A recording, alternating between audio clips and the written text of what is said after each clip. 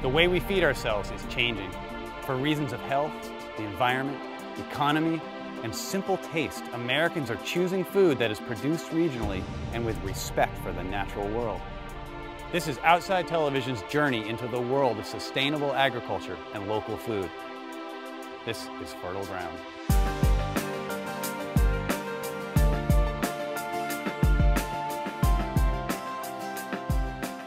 When we think of sustainable farming, we tend to think of the land. But Hog Island Oyster Company in Marshall, California proves that sustainable farming applies to the water too.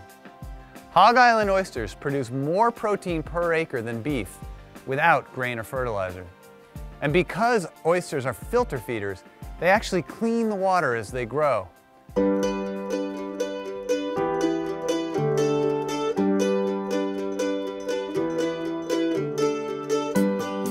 We started Hog Island Oyster Company in 1983. There were a couple of us that had gone to school for marine biology and had always been into food and wanted to grow food in the sea. And one thing led to another, and had worked for another oyster company for a couple of years and said, you know, they aren't doing it right, but there's a business here. So we decided to start this 29 years ago now. So first and foremost, we're a shellfish farm.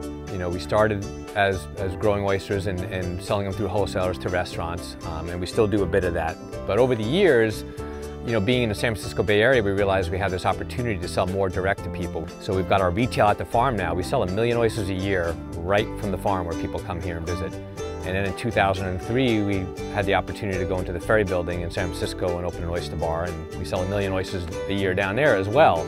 And since then, we've opened up our second oyster bar in Napa, so now we sell 80% of our production, we sell ourselves.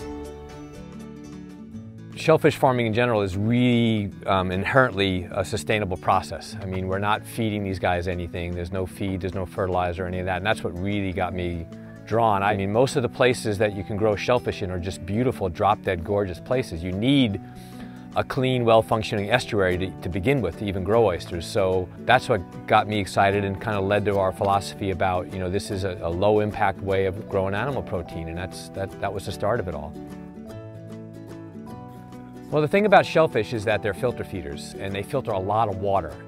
They're basically primary grazers. They're grazing on the microscopic plants that are in the seawater. So that's about as basic as you can get. And to grow animal protein, or to have animal proteins to be sustainable, it really is about small and low on the food chain, which is what shellfish are.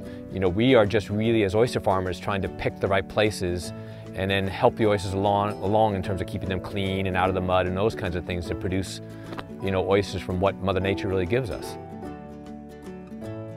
But I think it's really important that we pay attention to how we produce our food. I mean, a lot of environmental damage in this world happens because of food production. And for the first time in our history as humans, you know, half of our seafood that's consumed in this world is farmed and not fished, that we need to embrace this type of culture of seafood.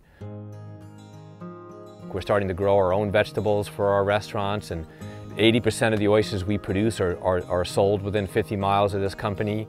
You know, all those things that, to me, make sense for a long-term future.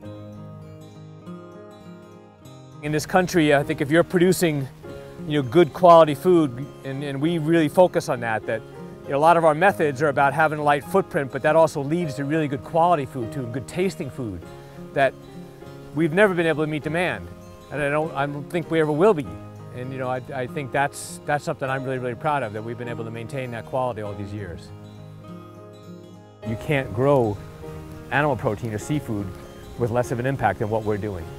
So, and I'm proud of that.